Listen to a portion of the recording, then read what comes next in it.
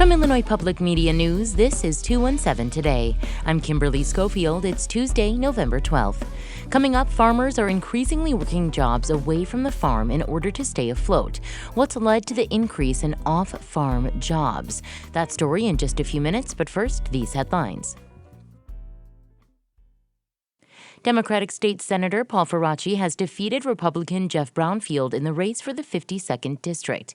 As IPM's May Ansar reports, both candidates wanted to protect access to clean drinking water from the Mahomet Aquifer. The aquifer supplies drinking water to more than 500,000 residents across 14 counties in east central Illinois. Both state Senate campaigns were concerned that the water source could be contaminated by carbon capture plants that store carbon dioxide underground.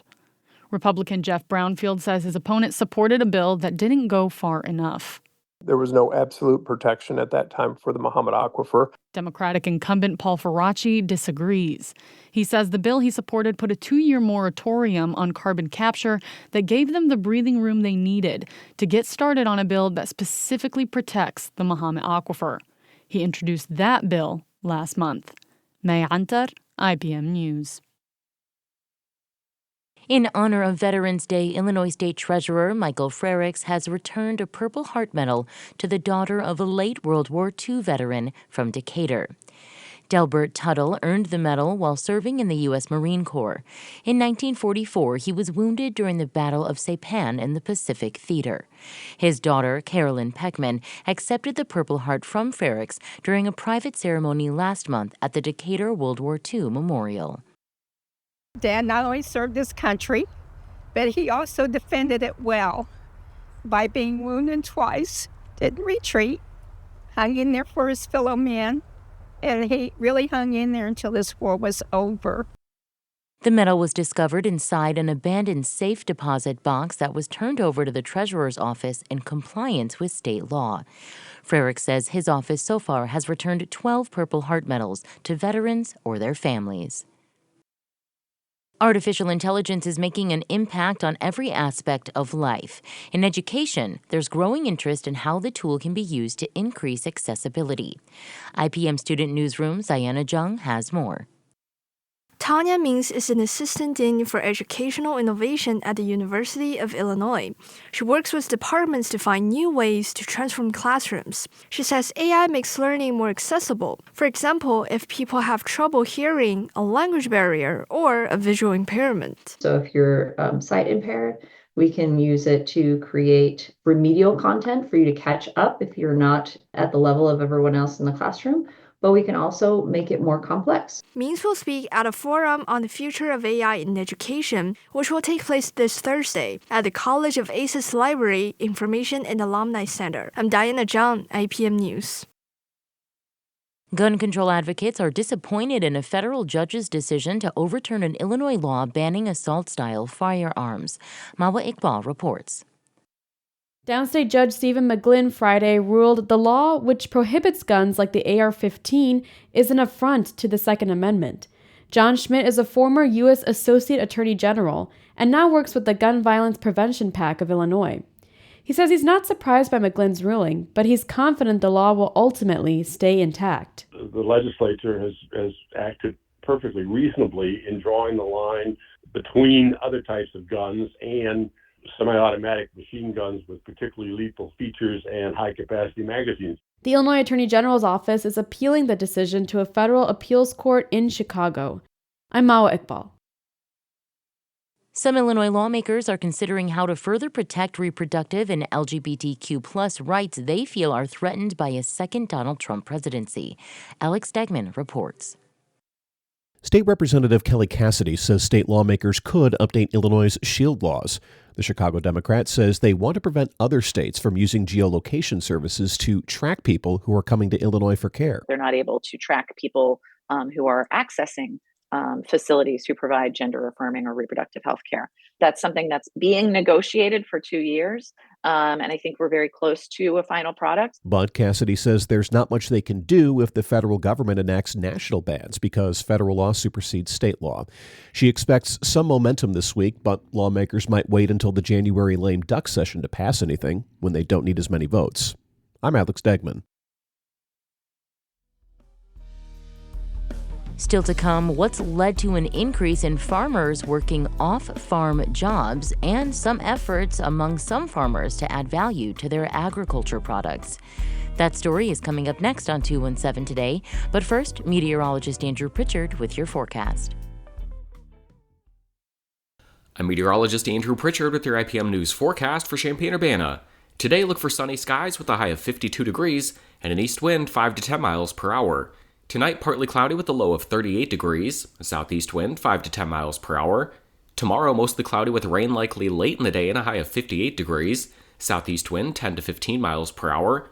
Tomorrow night, cloudy with rain likely and a low of 46 degrees, southwest wind 10 miles per hour. And for Thursday, mostly cloudy with a high of 54 degrees and a northwest wind 10 miles per hour. Next time on the 21st Show, Speaker of the Illinois House, Chris Welch, about the election and how Illinois is preparing for the second Trump administration. Plus, Indigenous writer and environmental historian Rosalind LaPierre about the election and President Biden's recent apology for the government's role in running boarding schools for Native Americans. I'm Brian Mackey. That's next time on the 21st Show. Join us.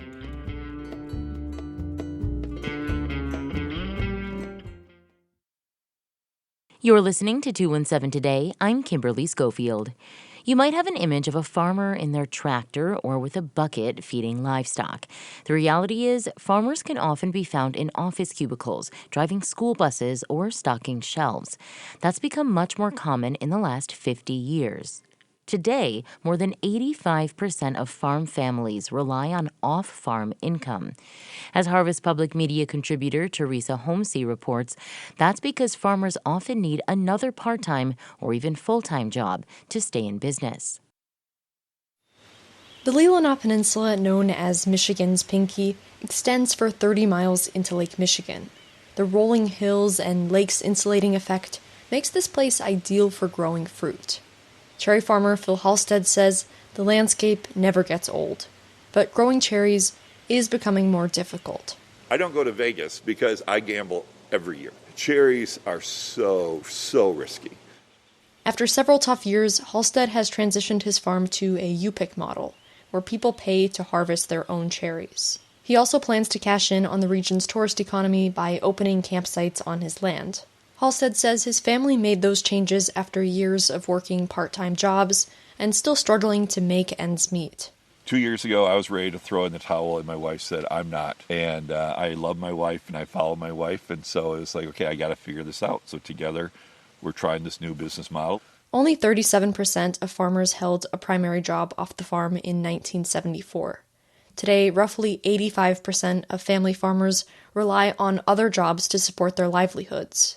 U.S. Secretary of Agriculture Tom Vilsack says the increasing dependence on off-farm income is causing more and more small farms to sell. So the question I think we ask ourselves is simply, why is it that the farm family has to work multiple jobs? Why can't the farm work harder and generate more farm income?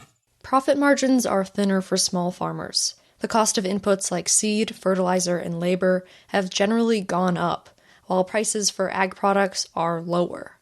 Agricultural economist Daniel Munch with the American Farm Bureau says competing in a global market means farmers have to keep scaling up. We're never in the position of saying it's bad that farms are getting bigger, right? They're just doing it because that's what they need to survive in the marketplace we have now, which is a harsh reality. In Nebraska, Vern Jansen grows corn and soybeans and sells to a local co-op. He says the good news is that he's debt-free, but he likely won't break even from his crops this year. With an average yield and a below average price, it doesn't pencil out. Jansen is also a substitute bus driver. While initially it wasn't for the extra income, now he says he's glad to have the job. He says farming is like college football in Nebraska. We have had a terrible time for many, many years, but the thing that keeps us going as football fans is there's always next year. And that's, I think, what keeps a lot of farmers going. There's always next year. While farmers are used to the ups and downs, some are exploring ways to generate more income from their goods. That could help small and mid-sized farmers diversify and survive, says Jay Arbuckle, an Iowa State University sociologist. Differentiating, adding value to a product is a way to earn a price premium. Berries, turn them into jam, or pigs, turn them into ham. Adding a second or third crop that has a more local market or a more niche market. Or, if it's an option, farmers can turn to agritourism, like Phil Halstead in Michigan. He points to an area where visitors will soon be able to set up campsites. So we'd have a platform overlooking down below. Even if cherries don't pay, Halstead says he doesn't want to see local orchards sliced up and turned into subdivisions. Once that house goes up, it's gone. It will always be housing. We're trying to avoid that. We love this land, and the land is special. Halstead says in order to preserve farmland, we need to ensure farmers can stay in business. For Harvest Public Media, I'm Teresa Homsey. Harvest Public Media is a collaboration of public media newsrooms in the Midwest and Great Plains. That's it for today. 217 Today is produced by Stephanie Mosqueda. Reporting today contributed by May Antar, Kulsum Khan, Diana Jung, Mawa Iqbal, Alex Degman, and Teresa Homsey. Music by the Kilbourne Alley Blues Band. Reginald Hardwick is our news director. I'm Kimberly Schofield. 217 Today is a production of Illinois Public Media. Thanks for listening, stay safe, and we'll talk to you again tomorrow.